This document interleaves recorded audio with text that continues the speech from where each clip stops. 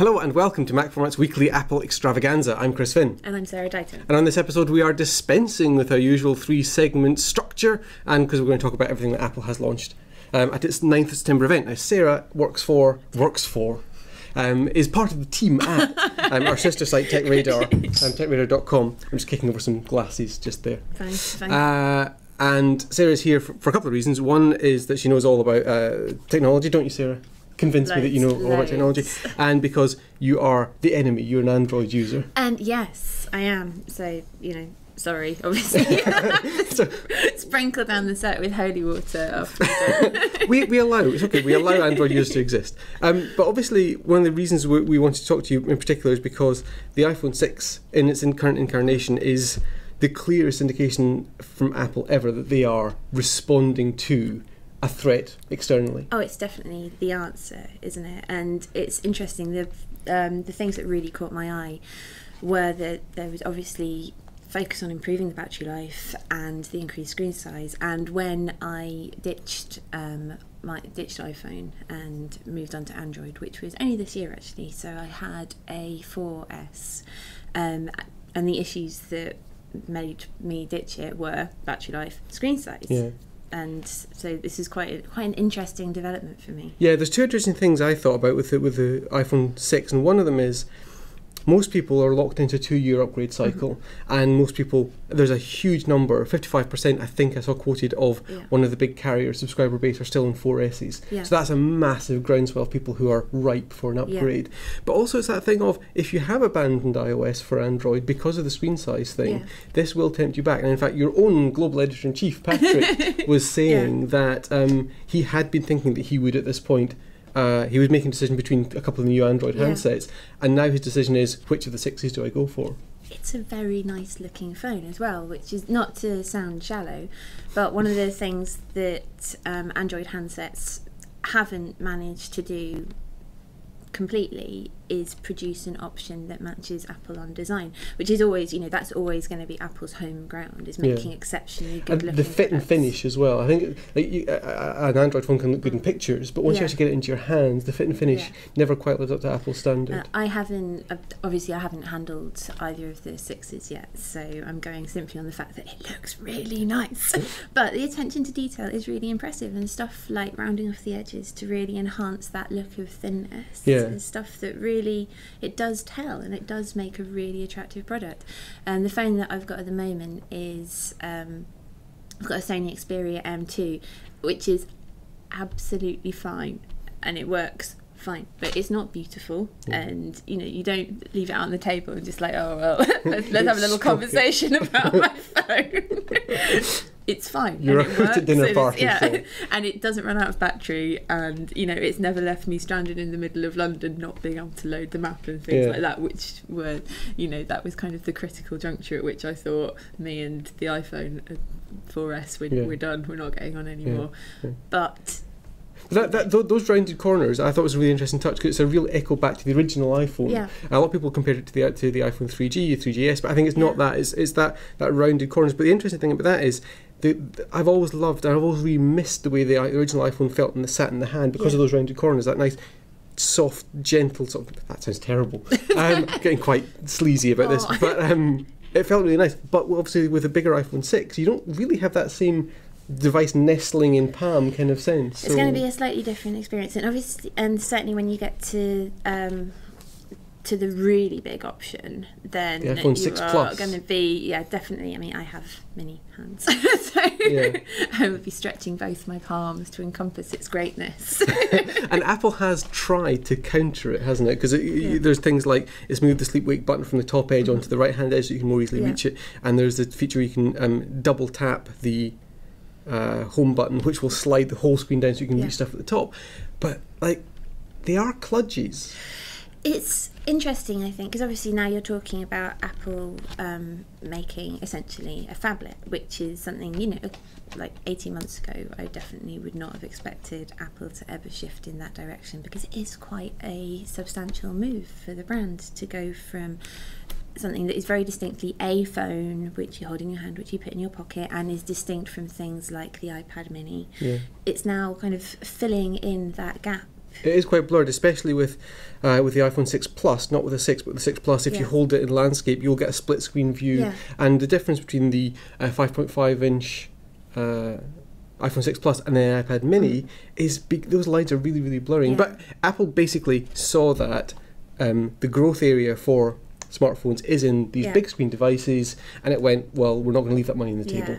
And obviously the other thing that comes with those big screen devices is the move towards your buddy device that actually makes your big screen usable. And you use that rather than, and there's always been talk about you look stupid holding up a phablet to your ear to make phone calls, but how many phone calls do we make on our phones? Very, very few. And to be honest, with time it becomes less and less ridiculous because so many other people have these devices anyway. And my son, he's 12, he's got an iPhone 5C, and it's again actually a very nice device, very nice design, and very nice to hold. But it's mini. It's so wee. I was trying to do something on it the other day. It's like it's a toy. What's happened? It's a real shame actually, because Apple is keeping the 5C and the 5S in the lineup. So you've got 5C, 5S, 6 and 6 Plus. But the 5C's been really neutered. It's a 8 gig. You only get it in 8 gig, and it's a real shame. It's a real waste of what is, as you say, a really nice little phone. Although it does fill a certain gap, I think, that in quite an interesting way. So for example, for my son and his friends, and they're 12 and obviously terribly spoiled because they've all got smartphones, but the 5C is their phone of choice. And I think for people who have got less money to spend but are really attracted to the design and the feel and the capabilities. Let's not get, it's a perfectly good phone. Well, no, it's more than perfectly good phone. It's very, very good. And I have iOS envy. I miss the iOS, and this is another thing about feeling tempted by 6. But it's not the case that I think Apple shouldn't have the 8 gig iPhone 5C. They definitely should, as you say, as a good cheap.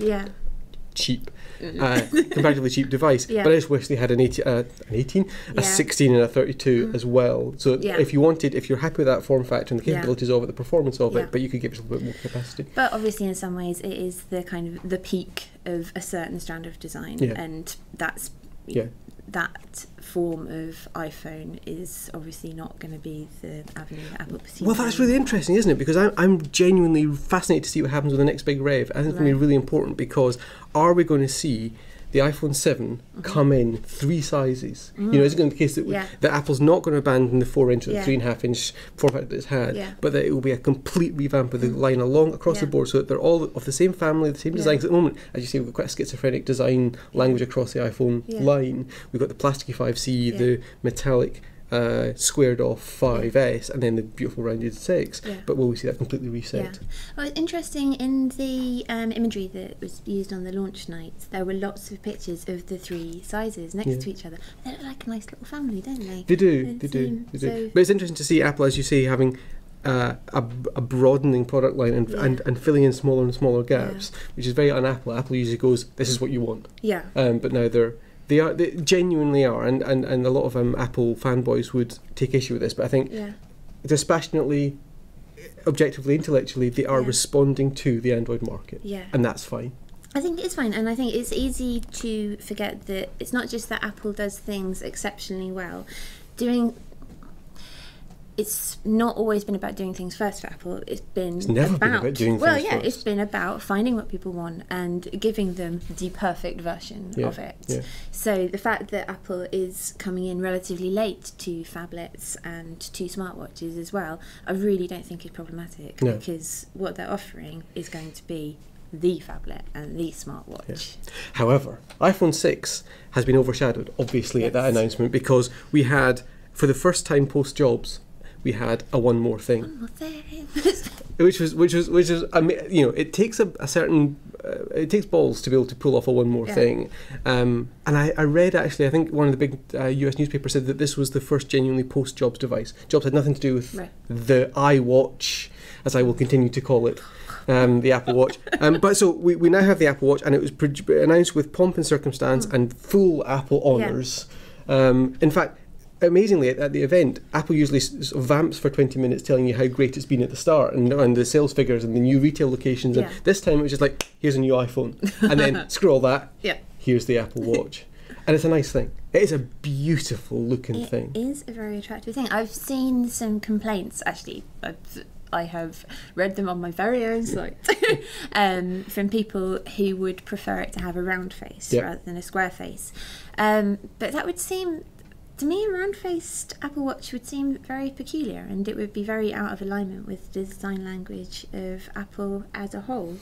It makes sense to me that it is squared off. I mean, I guess there's points either way for it, and who knows what iWatch 2, iWatch 3 are going to be like. But the thing that I thought was particularly interesting about this, and we talked about Apple filling up its lineup with the iPhone, my God, it has gone all out here. There are 34 different Apple Watches, because there's 2 sizes of each of the designs, and there's 3 collections and multiple straps, and so in total there's 34 SKUs, as we call them, stock keeping units, which is very un-Apple, but I think absolutely the right thing to have done, because this is a market where it has to be personal. It's not, it's one size fits none. You have to be able to produce something that appeals to everyone. It reminds me actually of when the iMac was first launched, and just that feeling of massive thrill at seeing all the colours and this this incredible new machine that I'd not seen anything like before, in all these wonderful shades, and I think I want one of them. There is a worry, obviously, because one of the things that Apple did really very badly in the dark Interjobs years was to produce hundreds of everything. And one of the Jobs' things when he came back to Apple was to rationalise and to make sure that we're focusing on a very small number of products. So there's always that worry in the back of my head, but I think it's moot here, because we're talking about an utterly different market. Yeah, and I think when you're discussing options like the strap, that doesn't seem to me to be so integral to the product, and it is a personal item, so if you don't give people that choice over it, you are going to repel people. It is the most intimate product we've ever done, said Johnny I. I hope it is. It remains the most intimate product they ever did. But I've observed, Sarah, that you're female. But the interesting thing about this watch, I think, is that they have genuinely created a unisex design. Well, it comes in 2 sizes, doesn't it? But there is exactly. It's not the case that this is the man's, this is the woman's. I've got quite small wrists. I'll probably go for the smaller size of it. But it's definitely not this is man, this is woman. And they're not big butch carbuncles of things. But similarly, they're not effeminate. They're a really nice, amazingly nuanced, balanced gender thing, I think. And they look, unlike the Android smartwatches that we've seen so far, they actually look like watches, which is really interesting, because I mean, they're not going to be cheap, are they? They're going to be a purchase that you probably make instead of buying a nice watch. Oh wow, for certainly for most people. Yeah, definitely. I mean, the only pricing we have is it starts at $349, but that'll be for the Sport Edition, which doesn't have a sapphire screen, which has a plastic strap, and we go all the way up to the Edition, which is rose gold or yellow gold. Those are going to be 1,000. Well, you're talking 1,000. about serious jewellery stuff there, which is where you get to the point where hopefully this will be a product where the upgrades are done more through the software rather than. That's a really interesting thing. I was wondering about that. What do you think the upgrade cycle is going to be for it? 2 years? It's so hard to tell, isn't it? Because I mean, with the Android options, they seem much more like they would be things tied to the same product cycle. The same annual product cycle. You possibly even biannual as well. If you look at what Swatch does, for example. Or certainly Samsung has been just shitting them out.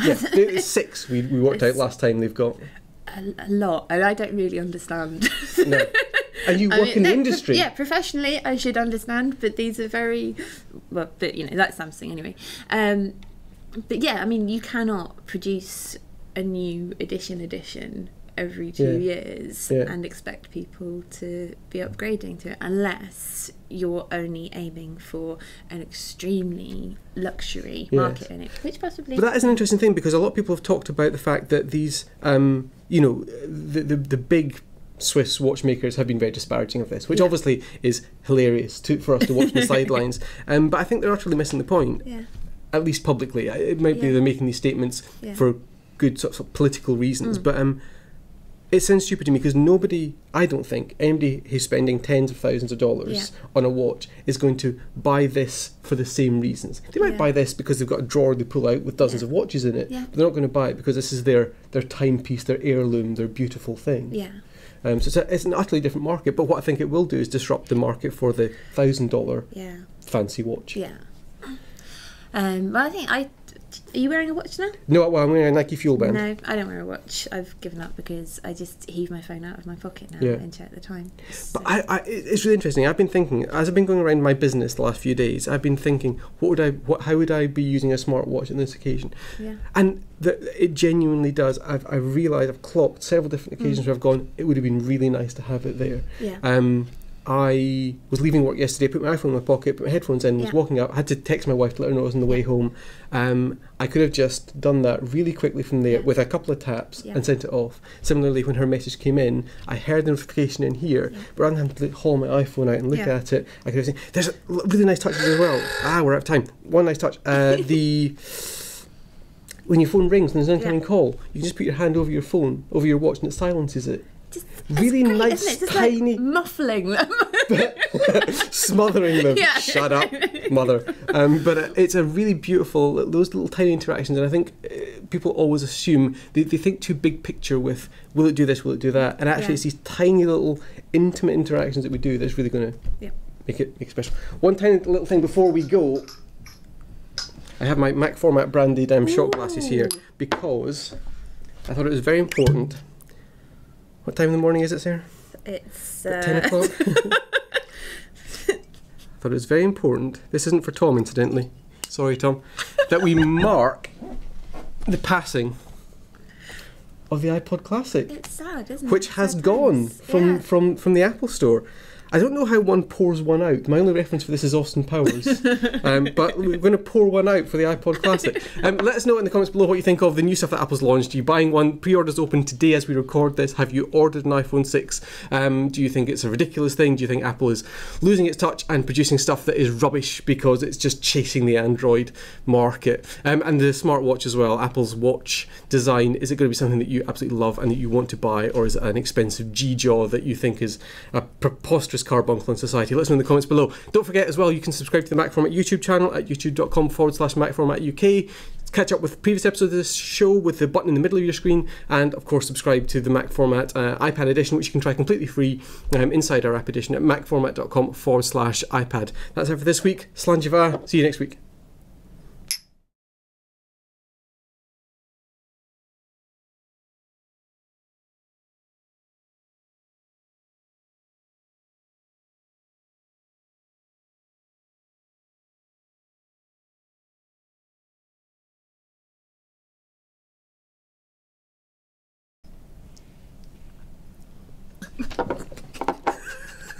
Yes, Yeah. put that on. It's too early.